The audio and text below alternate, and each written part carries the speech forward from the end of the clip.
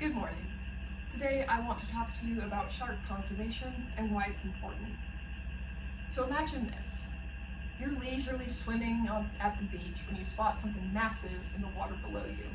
It's a large reef shark, slowly swimming by. Your first instinct is to panic and thrash to get away.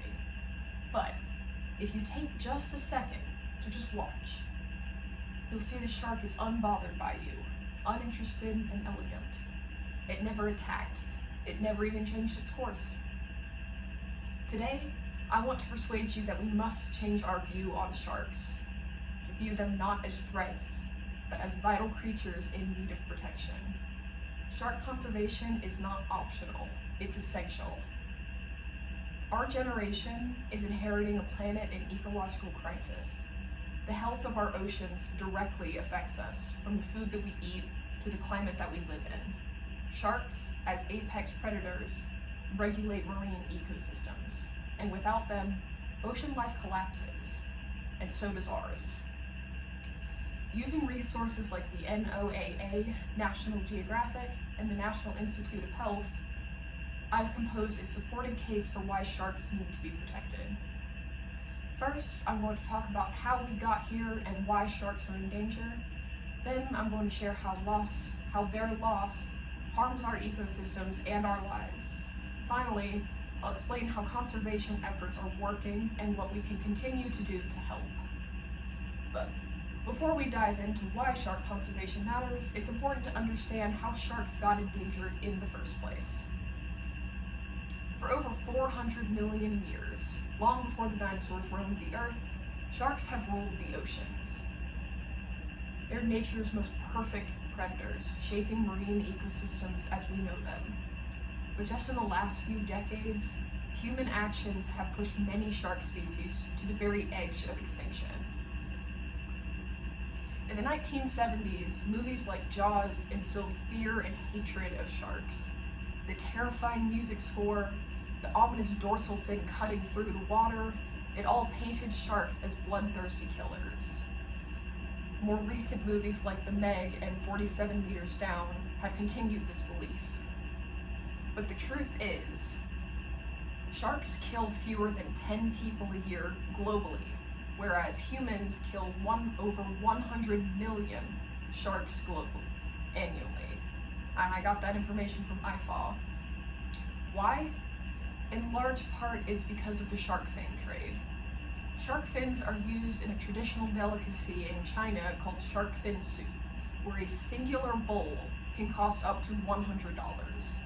Because the fins are so valuable, sharks are often caught, finned, and thrown back into the ocean alive, so they don't take up space in boats.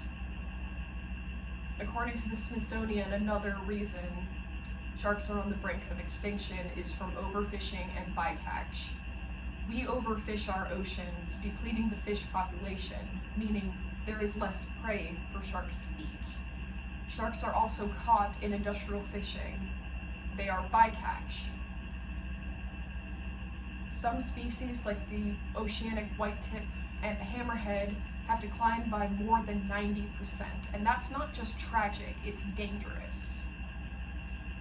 Now that we understand how the shark populations got here, let's take a look at why their loss is so dangerous, not just for sharks, but for all of us. As I said previously, sharks are apex predators. They sit at the very top of the food chain and help maintain the balance of life in the ocean. When sharks disappear, the delicate balance of marine ecosystems collapses. Without sharks, populations of their prey explode, leading to overgrazing of seagrass beds and destruction of coral reefs.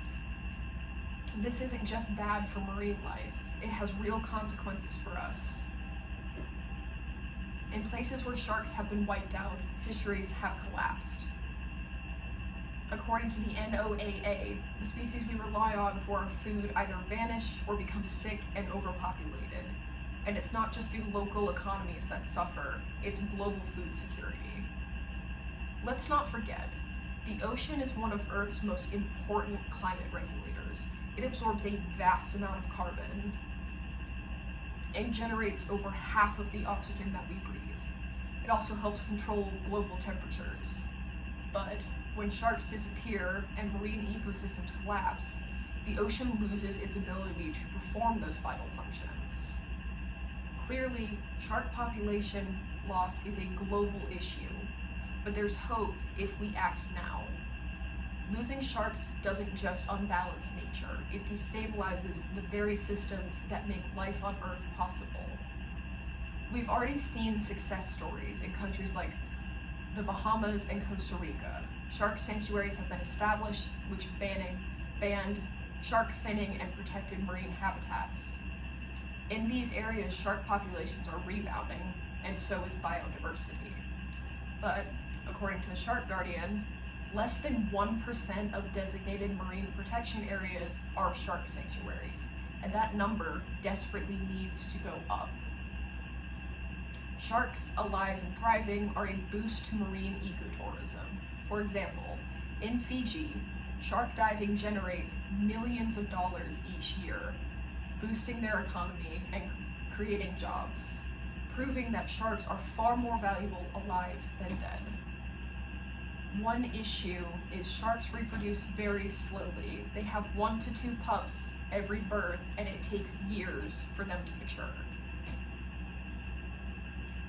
It's critical to end overfishing and protect their breeding grounds to help repopulate shark populations around the world. And each of us can help. We can refuse to buy products made from sharks. We can support legislation and NGOs like Shark Allies or the Shark Trust. Most importantly, we can change the story from fear to respect, from monsters to guardians of the sea. So as we wrap up, remember this isn't just about saving sharks, it's about saving ourselves. So, sharks have been unfairly villainized, relentlessly hunted, and driven towards extinction, yet they are essential to the health of our oceans and to our planet.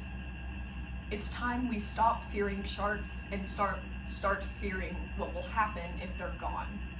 Next time you hear the familiar dun-dun from Jaws, I challenge you to picture not a predator, but a guardian of the ocean. The ocean needs sharks, and right now, sharks need us.